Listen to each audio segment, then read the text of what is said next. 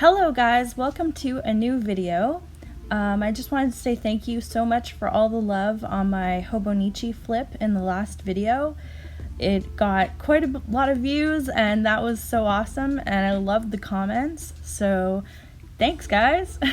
In this video I was pretty much just experimenting with how to make a mixed media girl with collage and acrylic paint and the Stabilo all pencil.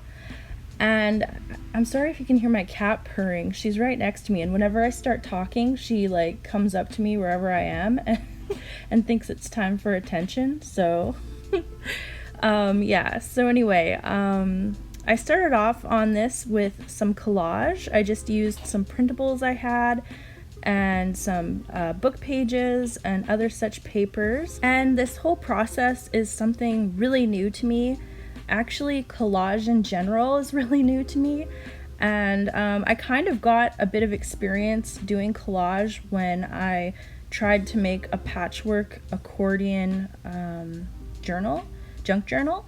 I was going to use it for December daily. I started making it the night before December 1st, and I thought it would be like, oh, I can make this in a night.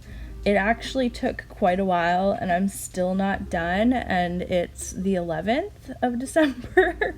So that kind of threw my December daily plans out the window, but I might still journal in my Hobonichi. But anyway, I got a lot of experience with collaging papers while I was creating that journal, and I wanted to try it with an art piece on canvas and see what would happen. Yeah, so this was really exciting for me and I had a lot of fun doing this. I also wanted to try some abstract mark making with the acrylic paint, and I did dots, lines of various sizes and colors, and had a lot of fun playing with fluorescent paint. And yeah, it was just a great big experiment and it was a lot of fun, and I really love abstract art and it's something I want to explore a lot in the future. And I was wondering if I could combine my portrait art with abstract elements and how it would turn out. So and I think it turned out pretty good, but I'm considering in the future, possibly my next piece, trying to mix a more subtle palette of color and maybe more subdued, more muted colors, and see how that looks with the portrait, because I'm not sure if these colors take away from the portrait or if they work together well, because this is all so new to me. I'd love your feedback if you think colorful works well with the portrait, or you think I should try a more subdued palette next time. So yeah, let me know in the comments below. I'd love to know what you think. So I wanted to add some botanicals, that's the word. I wanted to add some botanicals, so I drew some plants and I think they look really cool. And I really want to get a white Posca paint pen and see how that looks like drawing plants with that. I think it would look really cool. I bought a set of Poscas off of Amazon and I think they were fake Poscas, because the color isn't very opaque at all and just they're kind of crappy, so I think I got jilted on that. But yeah, so I think I want to try some real Poscas. But yeah, now I'm adding in some of my Stabilo, what are they called? Stabilo Woodies. They're really great and so much fun, and they're great for kids too, and they lay down a lot of nice color, and it's water soluble and kind of melts down and leaves like no marks if you put water on it. It's really awesome. And so I highly recommend those. They're so much fun. And yeah, now I'm adding some fluorescent yellow circles and some orange marks, and just having a lot of fun. Something that I think I need to work on a bit is color palettes, because I kind of just went into this doing whatever I intuitively felt like doing, and maybe if I had a more planned or more, I don't know, more structured process with choosing colors, I would be able to do better with the color picking. Although I don't think I did a bad job. I think the colors really pop and look really cool. but I'm always trying to do better and grow as an artist. So, and color is something that I find a bit challenging. So, yeah, it's definitely something I need to experiment more with. So as you can see, I'm painting the figure, and what I did there basically was the Stabilo pencil, when you, the black pencil, when you use like paint or water with it, it kind of is water soluble, and it's really good for like doing shading on a face. And it worked. I combined some white gesso with my orange paint, and it created a light flesh tone. And I used the Stabilo to act as the shadow for it, and I kind of just layered the lighter colors on top as each layer dried.